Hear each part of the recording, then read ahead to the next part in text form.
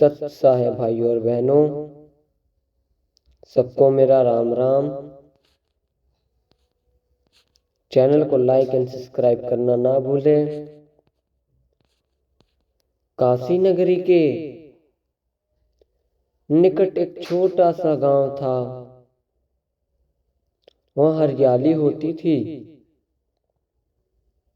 पर लोगों के मन में अशांति बसती है।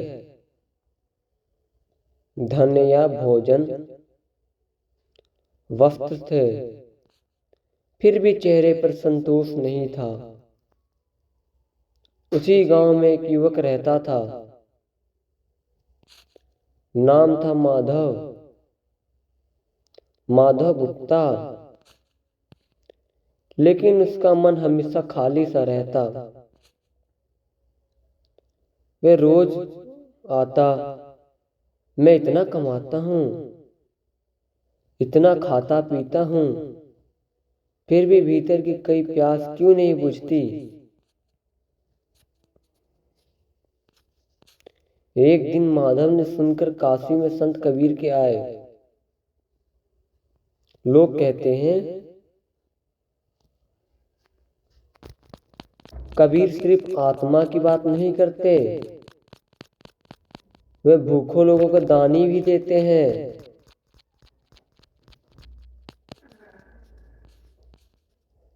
माधव ने हाथ जोड़कर पूछा,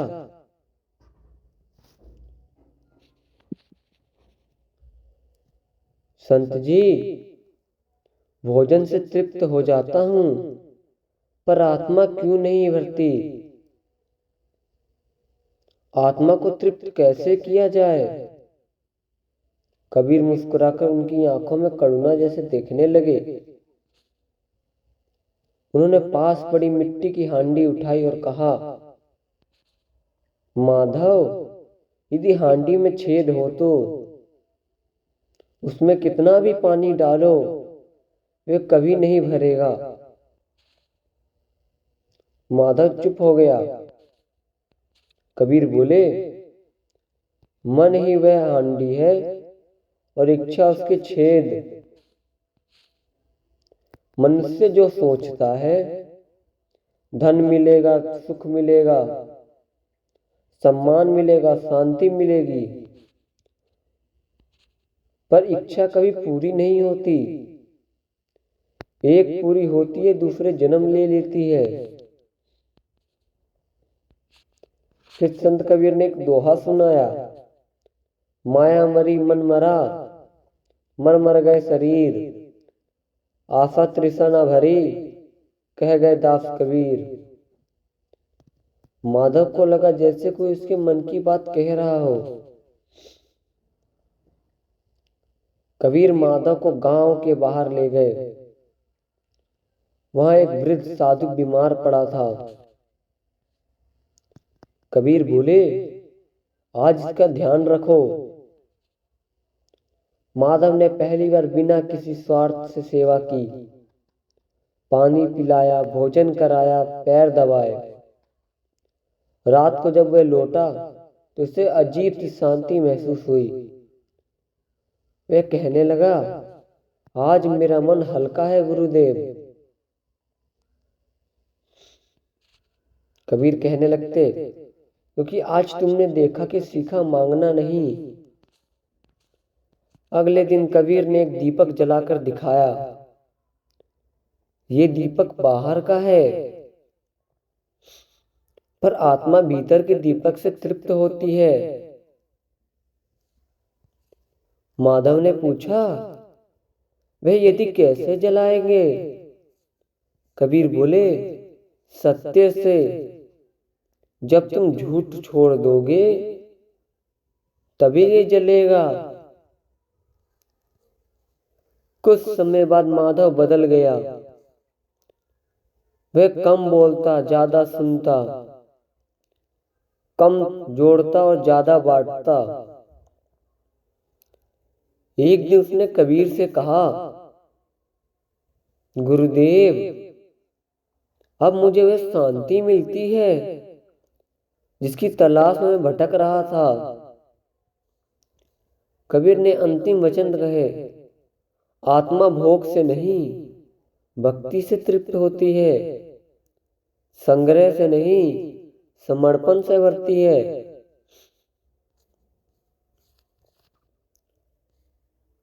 जो बाहर खोजता है वे खाली रहता है, जो भीतर उतरता है वही तृप्त होता है। माधव अब रोज संत कबीर के पास आने लगा था। बाहर से वह शांत दिखता, लेकिन भीतर एक सूक्ष्म अहंकार अब भी शेष था। मैं बदल गया हूं, मैं सेवा करता हूं और मैं साधना भी कर रहा हूं। कबीर सब देख रहे थे पर कुछ कहने नहीं रहे थे। एक दिन कबीर ने माधव से कहा, आज बाहर चलो। बाजार में एक फकीर जमीन पर बैठा भीख मांग रहा था। कबीर ने माधव से कहा, इसे कुछ दो। माधव ने सिक्का दिया, पर मन में विचार आया, मैं कितना दयालु हूं। तभी कबीर बोले, माधव क्या तुमने दिया? तुमने अहंकार तुमने दे दिया। माधव चौंक गया।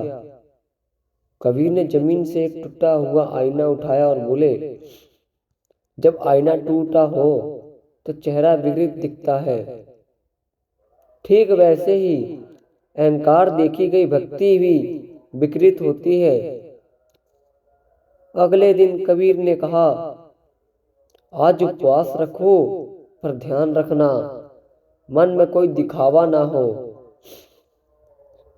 दिन भर माधव भूखा रहा। रास्ते में लोगों ने पूछा, आज खाया क्यों नहीं रहे हो? उसका मन हुआ कहे, मैं साधना में हूं, पर उसने चुप रहना चुना।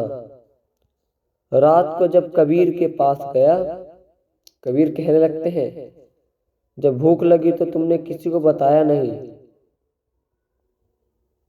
तब आत्मा ने पहली बार मौन का स्वाद चखा। एक सुबह कबीर माधव को गंगा किनारे ले गए। नदी शांत थी, हवा बह रही थी। कबीर कहते, नदी पूछती नहीं कि तुम कौन सा स्नान कर रहे हो। वे सबको समान रूप से शीतलता देती है। जब मन नदी जैसा हो जाए तो आत्मा तृप्ति की तरफ बढ़ता है। माधव ने पूछा, गुरुदेव क्या सब कुछ छोड़ देना ही त्याग है? कबीर हंसने लगते हैं, नहीं माधव, त्याग वस्तुओं का नहीं, अस्तित्व का होता है।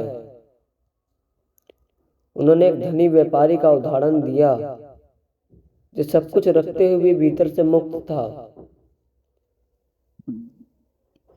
और एक साधु का जो सब छोड़कर भी लालसा में भरा था। कहने लगते हैं, आत्मा खाली इसलिए नहीं होती कि उसके पास कम है, बल्कि इसीलिए कि वह अपने असली स्वरूप को भूल जाती है। अब माधव सेवा करता और स्वयं को सेवक नहीं कहता, भक्ति करता पर स्वयं को भक्त नहीं मानता।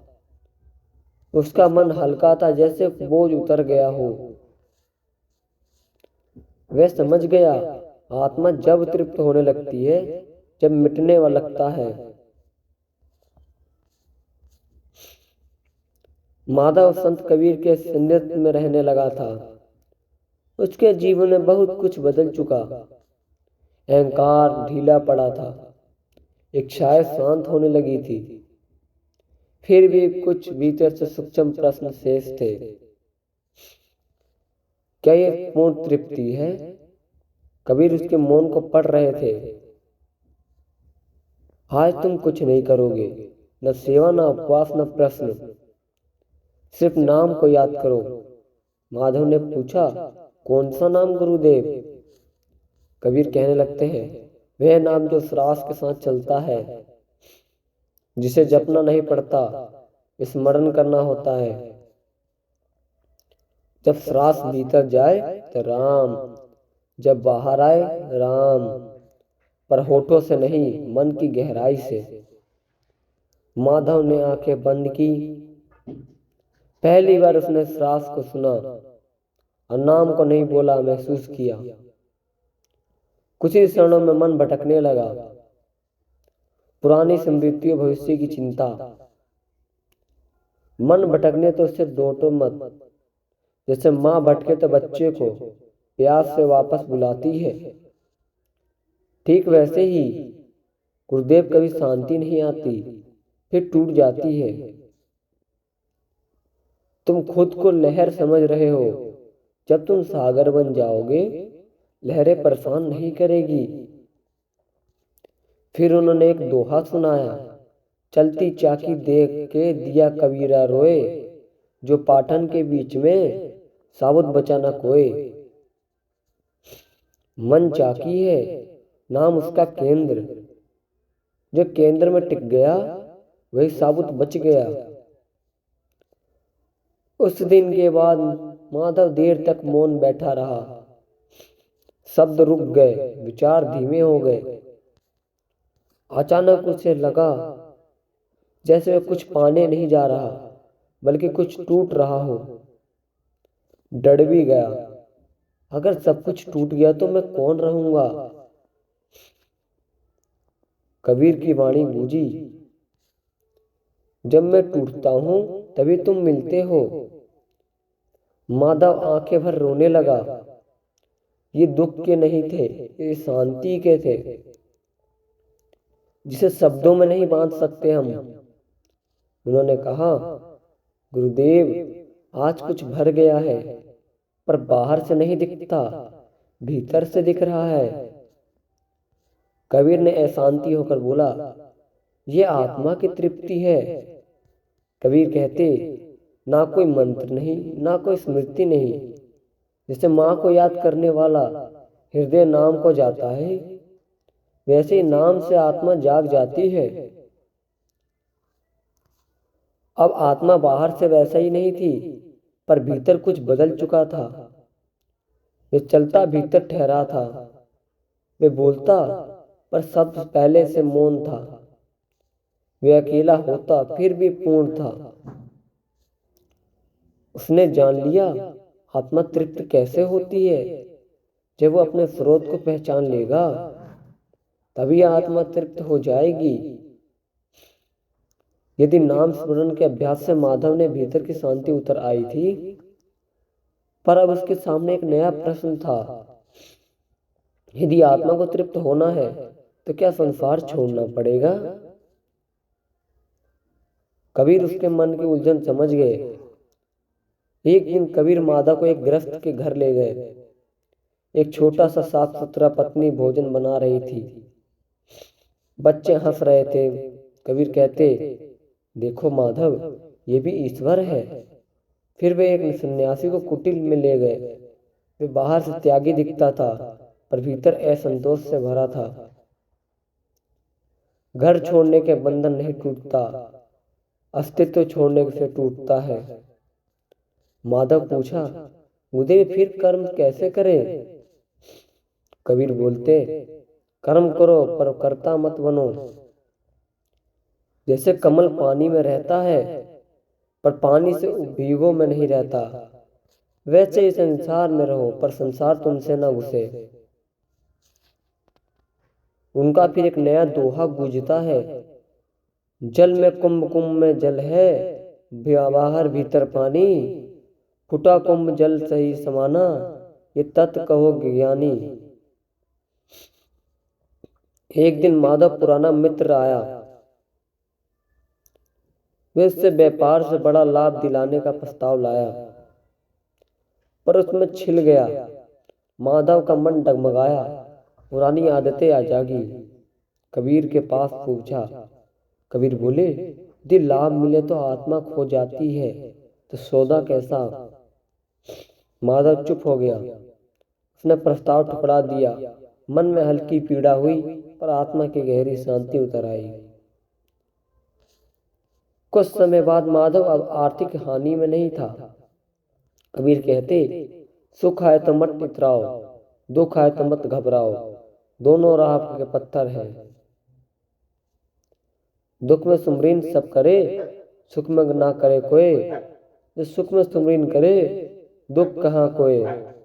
माधव समझ गया, दुख में भी आत्मा भी मजबूत करती है। एक संध्या कबीर ने दीपक जलाया और कहा, ये दीपक तब तक जलता है जब तक तेल अपना होना दावा नहीं करता। माधव के भीतर एक बोझ उतर आया। अब माधव व्यापार करता था पर लालच से नहीं, वे व्यापार निभाता था पर मोह से नहीं। वे दुख दुख में समान रहता। वे जान गया, आत्मा तृप्त होती है जब संसार सेवा बन जाता है और जीवन स्मरण होता है। जब संसार छोड़ना नहीं, अस्तित्व छोड़ना जरूरी है। कर्म करो, कर्ता मत बनो। सुख दुख में दोनों शिक्षक हैं। संपर्ण से आत्मा विश्राम बनती है। सत्य है भाइयों और बहनों, चैनल को लाइक एंड सब्सक्राइब और शेयर जरूर करें।